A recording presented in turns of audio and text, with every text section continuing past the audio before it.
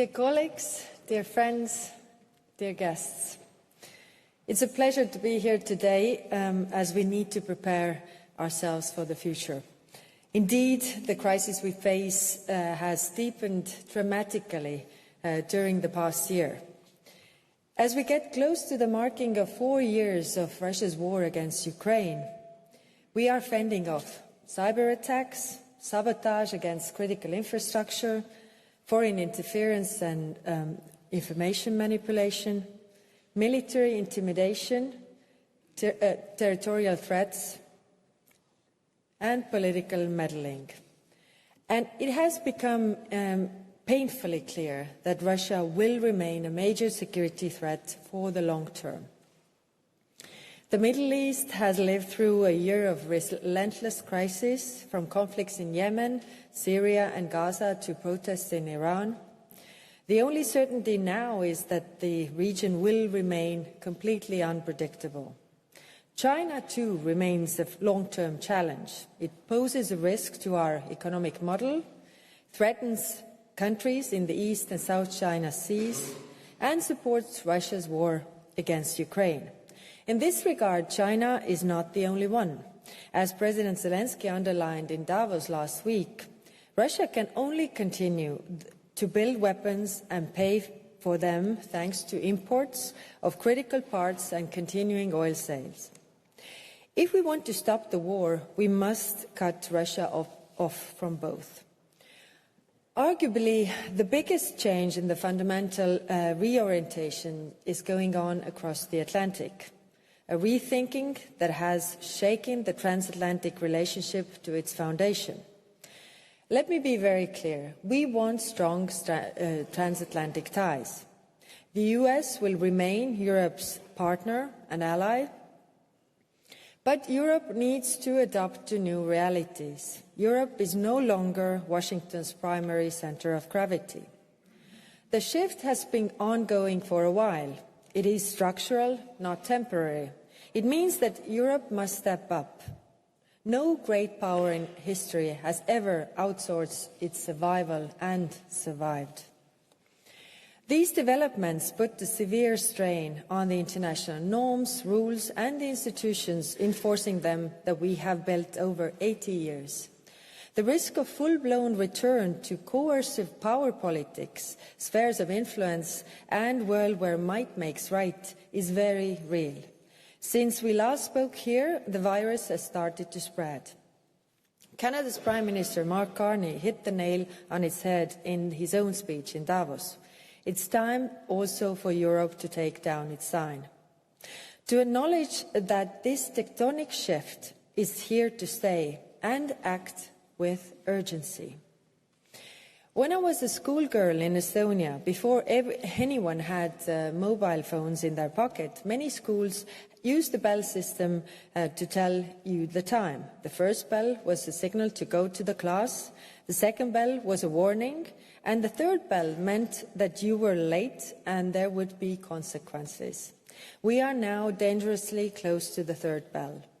Before that third bell actually rings, we need to inject a sense of urgency into our efforts in 4 areas. The first, and arguably most important of these, is defense. We need the capabilities to deter and defend. You all know the diagnosis. There is lack of complementarity of capabilities in Europe. We are too focused on national interest to tackle fragmentation in a serious way. Fragmentation makes us slow. It makes us weak. We need to change the culture away from thinking like nations towards acting jointly as Europeans. In areas including investment, development, procurement, maintenance, training, the full circle. Our defence spending is rising, which is good, but Europe lacks a number of strategic enablers, which are often too costly or complex for any one single member state to develop alone. So it is not only about how much we spend, but whether we spend it wisely and to maximum effect. We must also strike the right balance between innovation and traditional systems. Warfare is evolving fast. Capabilities that are used today might be outdated tomorrow. We need to put our militaries in a position of strength.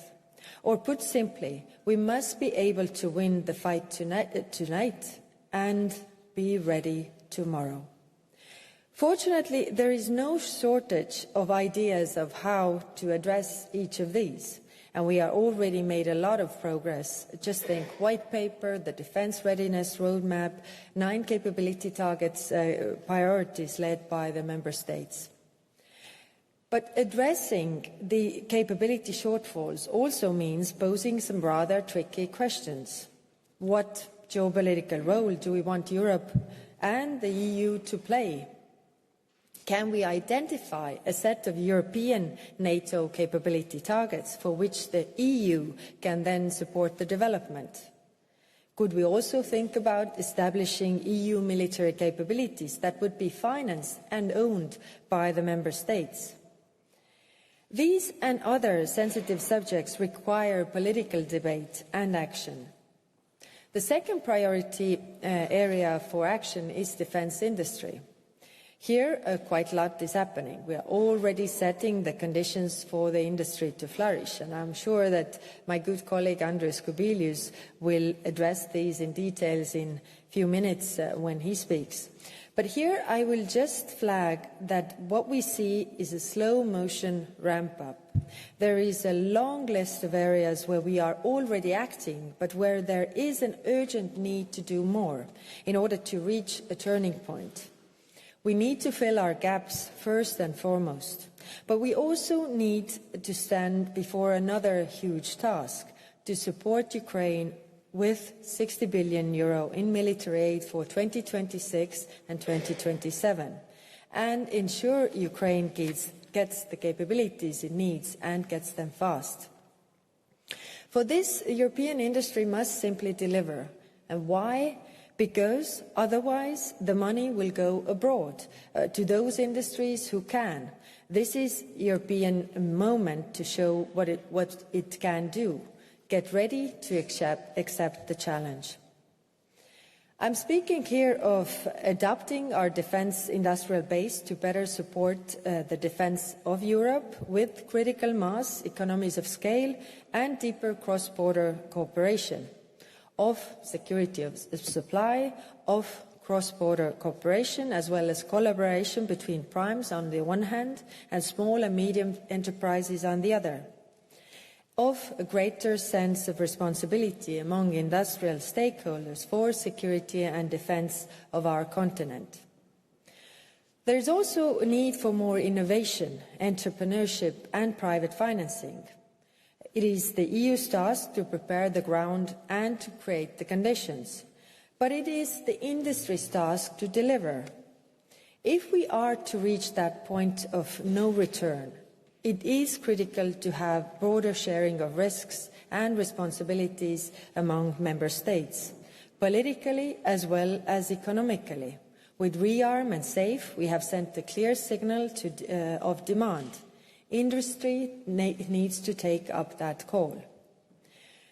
This also requires the strong support of European Defence Agency, the EU military staff, as well as the European Commission. Together, we must help to aggregate demand and encourage joint procurement so that industry can better predict how to make investment decisions. The third priority area I see is partnerships. First of all, NATO. 20-plus years ago, back when my country joined the EU and NATO for that matter, all we had was what you will remember as Berlin Plus. This was the framework from 2003 that allowed EU to use NATO military assets for EU-led crisis management and operations in cases when NATO choose not to act. We have come a long way in the 10 years since that. First, EU-NATO joint declaration in Warsaw. There is constructive leadership and close staff-to-staff cooperation. Moreover, Russia's full-scale war has led to unprecedented, previously unthinkable changes within the EU. For the first time, we are using our instruments intentionally, explicitly, aimed at achieving results to support the capability targets set by NATO allies, and with that, NATO's territorial defence and deterrence. Because the point is to make the 23 members we have in common stronger. We are all well aware of the political issues that have limited cooperation, but especially now, as the US setting its sights abroad and beyond Europe, NATO needs to become more European to maintain its strength, and for that, Europe must act. For example, we need to ensure that our security and defence initiatives remain complementary to NATO. For this, the ball is also in NATO's court. If we want to use EU instruments, such as our budgetary and regulatory power, to support and enable NATO, we have to know what these needs and targets are. The more information NATO provides, the better we can align. Here, those 23 countries that are members of both organizations bear a special responsibility and have a vested interest in ensuring coherence. In short, we need to sync our efforts together with NATO so as to complement each other and to demonstrate how a distinct European pillar adds to the value through more burden sharing and military strength on our continent.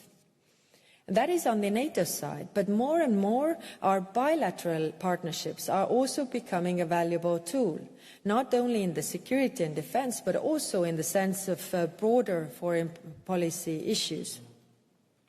Countries around the globe are looking for diversifying their partnerships to manage the heightened risk.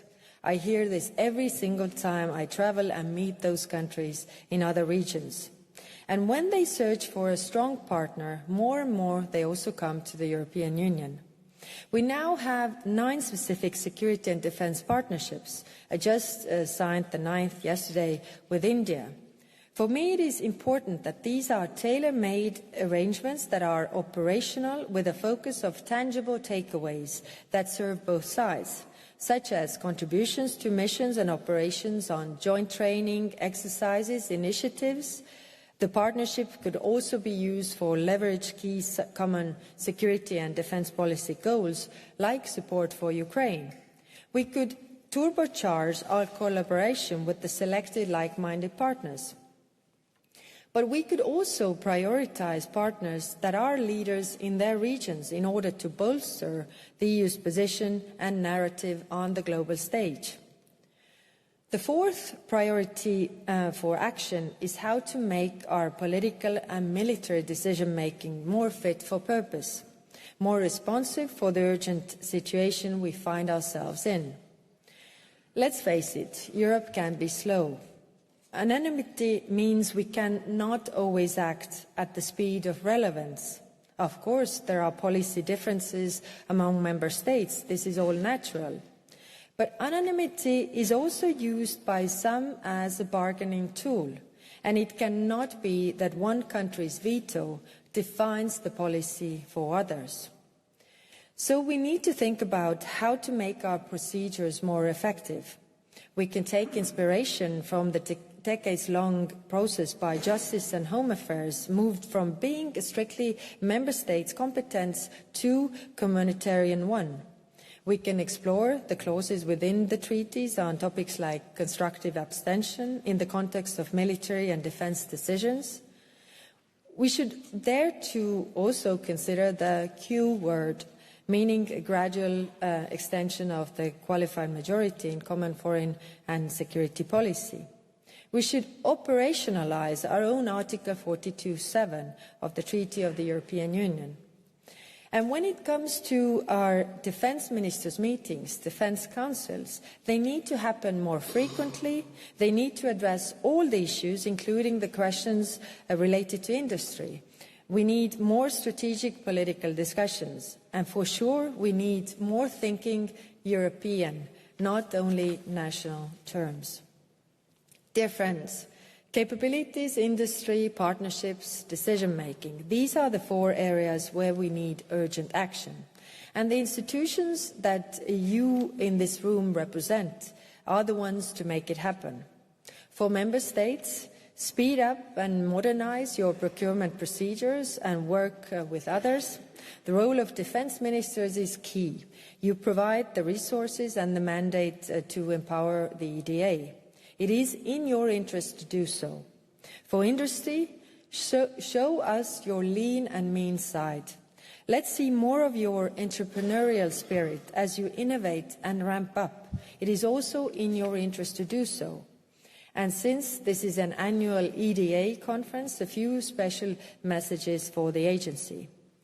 The organization is well respected among the member states. This came out clearly during the discussions on defense at the last year's European Council, where the EDA got a strong push. Thank you for your efforts so far. As we move forward, you must be fit for purpose with the right internal organization and financial and human resources tailored to our priorities. This is also a message for member states. If you want a strong EDA, provide the necessary means. If we want to translate our political ambition into operational capability, the EDA needs to lead, not just facilitate. You need to act, not just advise. So today I'm calling on the EDA to keep the focus on supporting member states, make the EDA a true EU hub for defense innovation, including by supporting next generation and disruptive technologies such as artificial intelligence and quantum. The current war has showcased drones. The next one will be about technologies we can only envision today. Collaborate closely with Ukraine.